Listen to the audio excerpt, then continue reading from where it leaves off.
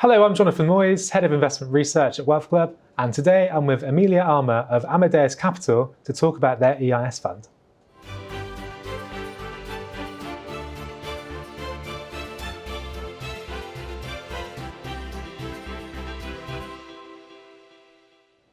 Hello Amelia, welcome to the studio. Firstly, could you give us a bit of background to Amadeus and your own experience? Sure, thanks for having us, Jonathan. So Amadeus Capital Partners has been a trailblazer in venture capital investing for the last 25 years. We were set up by Anne Glover and Hermann Hauser, who Anne is the CEO of the firm and Hermann is still very active with us. And we're investing in deep tech companies in the UK. So companies that have great scientific breakthroughs. And I've been with the firm for 13 years. I'm a partner in our early stage funds and I look after our EIS fund. And so what does the EIS fund aim to do for investors? Yeah, so we have raised over the last 25 years well over $1 billion in capital and invested in 180 companies. And what our EIS fund does is it co-invests alongside our main institutional funds. So it tends to come into investments in normally the second or third round that we might be investing in, and it gets the benefit of our much larger holding through the institutional funds. And so those institutional funds then, could you tell us a little bit more about those and what they do? Yes, so our current early stage institutional fund is £110 million and we've invested in 21 companies there. And so they form the basis of where the EIS fund will invest. So we bring the EIS fund into those companies. And we're focused on companies that are have big breakthroughs in AI and machine learning, cybersecurity, digital health, medtech. We have a number of quantum computing investments, and then also in novel materials. So how many companies are you looking to invest in within the EIS fund? Yeah, so each cohort of EIS money that we raise, we normally look to build a portfolio of between 5 and 6 assets for investors. And so that normally looks to give them a range across different types of investments that we've made, and they will be all at slightly different stages. But we feel 5 to 6 gives them a good balance across the risk of these types of investments. Yeah.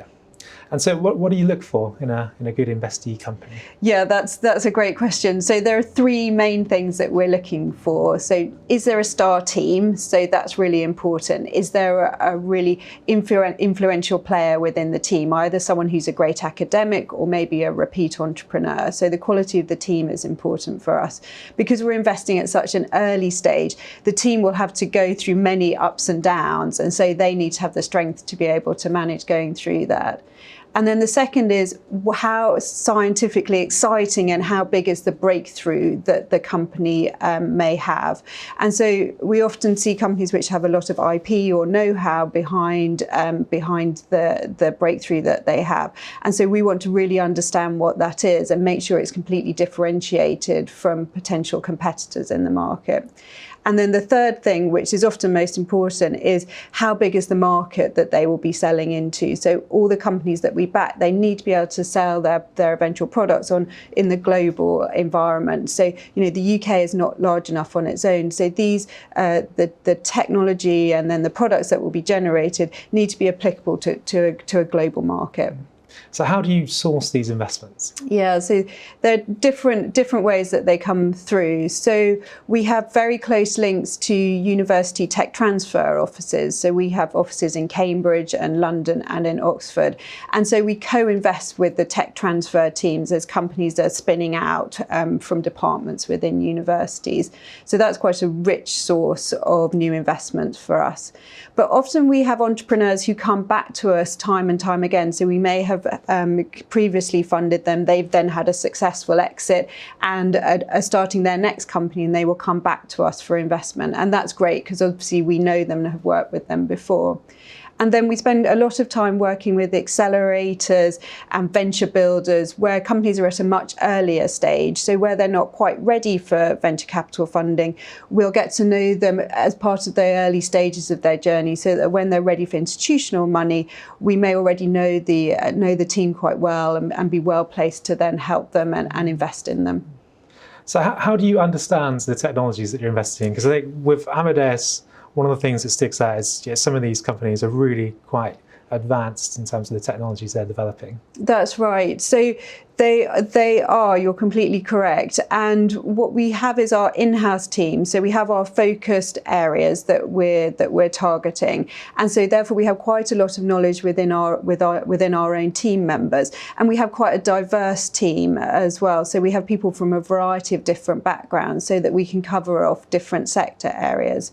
But what we often do is use the intelligence within our own portfolio. So we might use, say, the chief technology officer at one of our existing portfolio companies to help us with due diligence on a new investment. And then also we will reach out to people in academia that we know who maybe also be able to help with due diligence and provide us with a view. So we often look for a large, wide range of input when we're assessing a new investment. But what's really important is that we make sure we understand the technology, and we spend a lot of time making sure that we are up to speed on what the company is doing and planning to do, so that we can make an informed decision.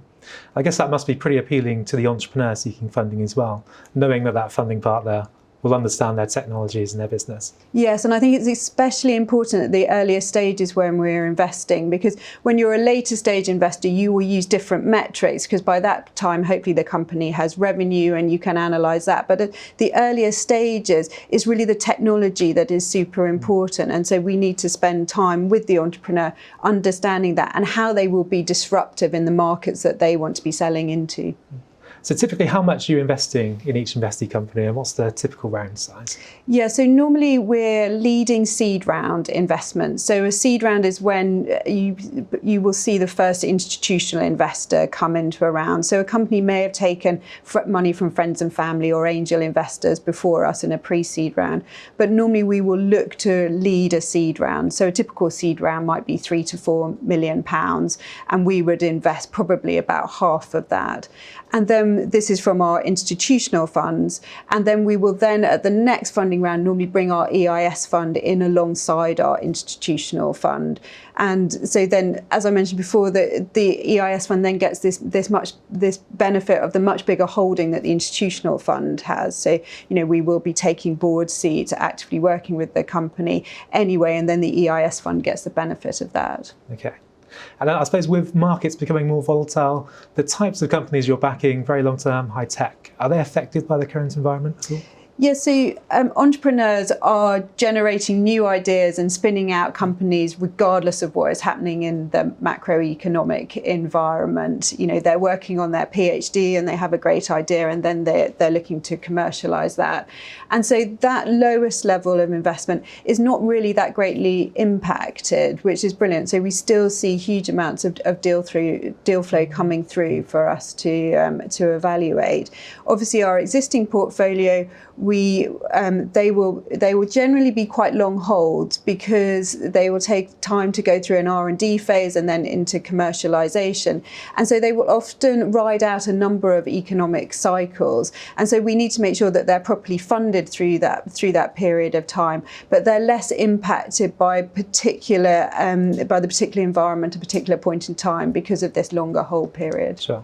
So do you have any examples of recent investments you've made in the fund? Yes, so there's some really exciting ones. One of them, which I particularly like, is a company called Xampla, which is a bioplastic company. So it's looking to replace single-use plastics, and it's doing that by using plant proteins. So it started with pea protein, so just from your common or garden green pea, and it uses the protein to create a very strong plastic replacement that is able to go through a manufacturing process, but at the end of life is completely biodegradable and just breaks down into the soil without any special circumstances needed for that breakdown. And that's a company that spun out of the University of Cambridge from Professor Thomas Knowles's lab. And it's based on 10 years of research of looking at how a spider eats a fly and turns that protein into a web. And so they have then used the same technology to create the Xampla's product using natural proteins. Well, it's a very advanced technology. Yeah, and it's great because it deals with the microplastics problem that we have. So in all of your household, detergents and washing products, for all the fragrances, you have microcapsules there, which are oil-based. And so it can potentially replace all of those with a biodegradable product, which is just as strong as the oil-based one. And how about some of the more established holdings within your portfolio? Any particular highlights? Yeah, so there's a company called Poly.AI, which the EIS fund has invested in twice, and which has been in our portfolio for a few years. And this is a company that is working on providing conversational bots for when you phone up, say to make a restaurant booking, or you need to find out where your passport might be. Then they have automated all of those calls in a very successful way, such that your engagement with their bots is as if you were speaking to a human. So it's providing this almost superhuman experience. And so they have seen exponential revenue growth over the last year because they've seen very successful deployment into a number of different industries, including hospitality and banking. And it's a great example of how a deep tech company in our portfolio works, in that the first sort of 3 or 4 years are based around this product development. So taking amazing tech and then turning it into a product that customers really like. And then when it gets to that point, you get this exponential takeoff in revenue. And they're now selling, throughout Europe, also into the US, and they're really scaling up their sales team now. So it's a great investment, again, that came from Cambridge. And Graphcore? Yeah, that's doing well. So Graphcore is a company that has a particular chip that is very well suited for machine learning. So a team that we have backed before a number of times, it's a Bristol spin out, and the product that they have is extremely good for what it's trying to do in terms of training very large machine learning models. I thought I'd mention a Bristol-based company. Yes. There's also XMOS in our portfolio, which the EIS fund has invested in as well, which is another semiconductor company. And again, Bristol is a great spot for technology development. So to what extent do you get involved in the companies that you're investing in? Yeah. So because we're investing at the seed stage, we take a very active role. So we take a board seat on the company, and we will help the company go from great tech to this exciting product, so that we can then help attract investors in for the next funding round. So some of the key things that we do are helping with recruitment of senior team members, really working with companies on their product and technology roadmaps, and then really importantly, giving them access to our worldwide network of investors so that they can get exposure to investors from all around the world to help them grow in different areas, and again provide this diversity of thought so that you get this rich insight and input at the board. And that's really important. The structure of the board and who is on the board, it can make a massive difference to the success of the company. And so investing at this stage feels fairly risky. How risky is it, and how many companies would you expect to fail? You're right that it's an area of investment where we're really focused on getting winners in the portfolio. You're not investing for averages, because we know that when we invest at the earlier stages that we will lose some of those companies. And so across the Amadeus portfolio as a whole over our 25 years, our loss rate is probably around 40%. What's slightly different about our EIS fund is that we're not bringing it in normally at the first round of investment. So it's normally coming in at the second and follow-on rounds. And so it's slightly de-risked. So over the longer term results of our EIS fund, we expect the loss ratios to be lower for the EIS fund, because they're generally not coming in that first round of investment. And exits within the portfolio? Any exits you can talk about? Yeah, so Amadeus has invested in 180 companies over its 25-year lifetime, and of that we've had 90 exits, of which 16 have been to IPO. A particular exit for our EIS fund investor is a company called Contact Engine, which is a conversational AI company helping enterprises engaged with their customers. And they were sold last year to NICE, and it was Israeli company who are going to incorporate them into their contact center offering. And that's a company that we first invested in 2018 and then sold 3 and a bit years later. Ah, interesting. And so to sum up then, Amelia, I want to invest in an EIS fund this year.